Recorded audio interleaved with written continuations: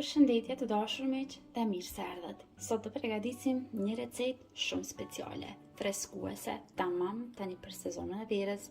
Do përgatitim jogurt nga pemet në kushte shtëpie. Jam e sigurt se do e pëlqeni shumë dhe nuk do bleni më asnjëherë të gatshme. Fillimisht në një enë pak më të thellë shtojmë 1 litër ujë.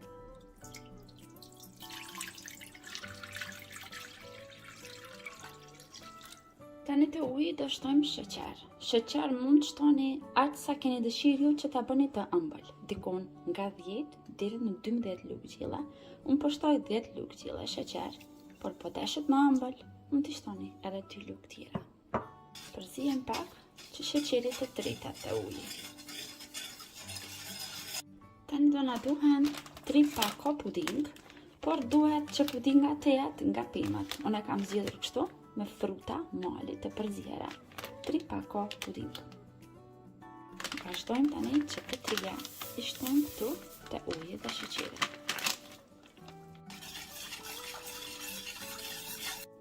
Pako e dytë. Dhe pas secilës pako që do shtoni, do e përziheni, duke mos lejuar që të formohen brenda trupa. Dhe pako e tretë.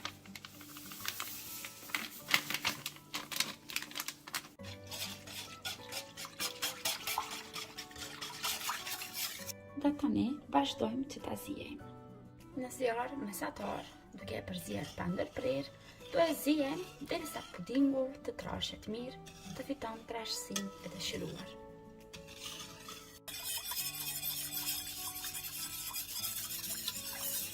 Në këtë recetë do na duhen edhe 400 gram pemë të përziera, të ngrira.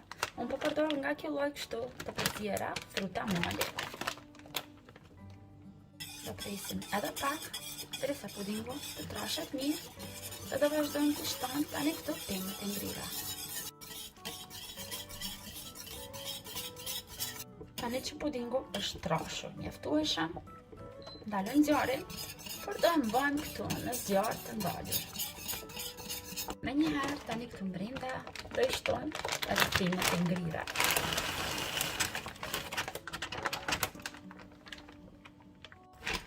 Vazhdojmë përzijemi edhe një herë dhe mbajmë këtu në zjarr të ndalur për 2 deri në 3 minuta. Nga nxehtësia e pudingut, pemet do shkrihen shpejt.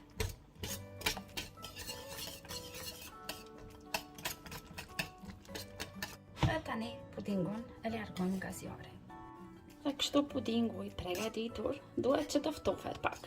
Do e lëm kështu duke e përzier her pas here që të ftofet dikon 5 deri në 10 minuta. Mos t'jetë fali nxehtë, dhe do vazhdojmë tani këtu që t'i shtojmë produktet e tjera, por çdo minutë ju lutem përziheni nga pak që mos na vëndon kore përmbi pudingu. Dhe ju lutem mos harroni çdo 2 minuta përziheni nga pak. Kështu lehtë. Dhe që të ftofet më shpejt, do e transferoj në një enë më të madhe, pasi këtu është e vogël dhe nuk do ma zen tani kur të shtoj kosin, për atë arsye vendova këtu. Dhe tani pudinku që është ftofur, unë e lash fiks për 10 minuta. Nuk është e ftofur tërësisht, është e vakët. Pra nuk e t'ja keni përgatitur ndonjëherë kos në kushte shtëpie, atë temperaturë duhet ta ketë. Dhe për të qenë më të sigurt, do e kontrolloni kështu me gisht. Nëse gishti juaj e duron nxehtësinë që është në brenda, pra është e vakët, kjo do të thotë se është e gatshme për të vazhduar punën. Ajo që do e bën recetën është jogurti. Po kemi nevojë për 1 litër jogurt. Nga ky që është pak më i trash, do vazhdojmë kështu duke e shtuar pak nga pak, duke e përzier. Pra duhet të jetë jogurt. Qofse nuk mund të gjeni, pasi në disa vende mi keni thënë që nuk mund të gjeni jogurt, atëherë kosin do e holloni pak me ujë, por shumë pak.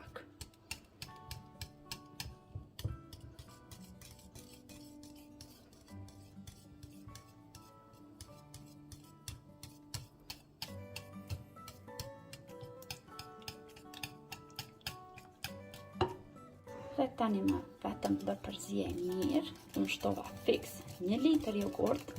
Tani kjo të ke qëndruar, do trashet në frigorifer dhe do fitojmë kos nga pemët në kushte shtëpia.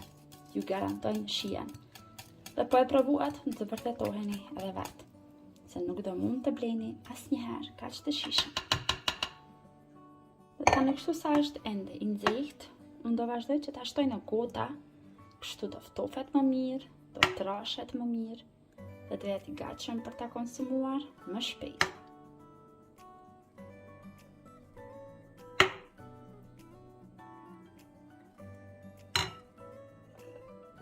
Shtojmë tani, kështu i mbushim gotat, mund të shtoni edhe në kavanozat të plastikës, dhe ashtu do e ruani për një kohë më gjatë, dhe do ju qëndron në frigorifer për 3 ditë.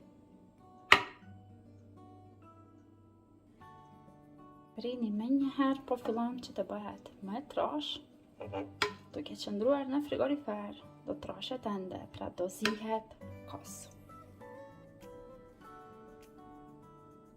Dhe pjesa që mbet, do e shtoj kështu në një kavanoz të plastikës dhe do e ruaj në frigorifer për ditën e nesërme, ose për ditët në vazhdim. Dhe tani kështu, jogurtin me pemë të përgatitur në kushte shtëpie e lëm në frigorifer që të ftofet 2 deri në 3 orë, të trashet mirë, dhe të jetë e gatshme për ta konsumuar. Pasi që të ftofet, do ju demonstroj edhe se si ka dalë. Dhe si që premtova, që do ju demonstroj se si ka dalë nga brenda.